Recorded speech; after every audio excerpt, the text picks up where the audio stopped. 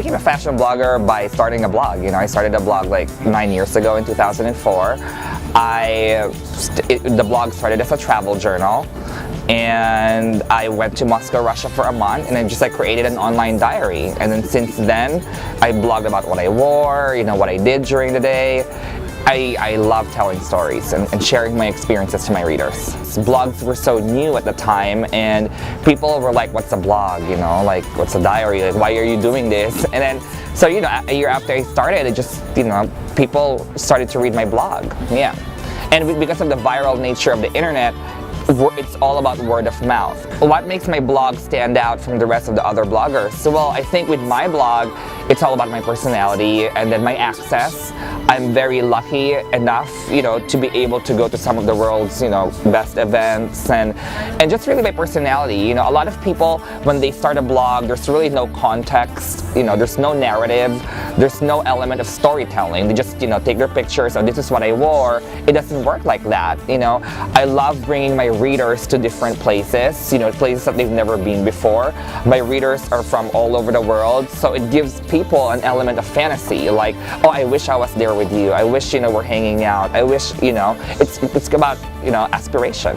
I mean, I'm here in Santiago for Aristocrazy, and we're creating a travel guide, like a video travel guide. So we went to different places around Santiago. We also went to Valparaiso. I wish there's time to meet, local designers, because I'm also curious about, Chilean fashion. Hopefully a next trip, like when I go back here. Chilean fashion, it doesn't matter whether it's Chilean fashion or Argentinian fashion or fashion in Australia. We live in a digital age, so most people look at the same websites, the same influences that comes from New York, Milan, Paris. People have global style. I mean, I'm here in Santiago, but if I look at the way people dress here, it's almost similar to the way people dress in Manila, where I'm from, or in Hong Kong. Of course, I mean, style is becoming more global, but my expectations, what do I expect Chilean fashion to be? Just something uniform and something universal, like what other people are wearing. Who are my favorite designers?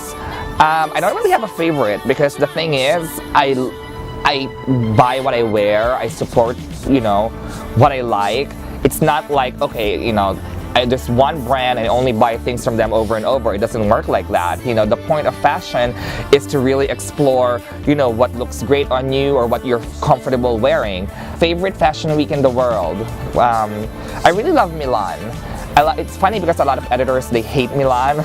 But for me, Milan is that perfect balance between commercialism, which is like in New York, it's all about young designers, it's all about wearable and practical clothes. And then you have Paris, so it's all about creativity.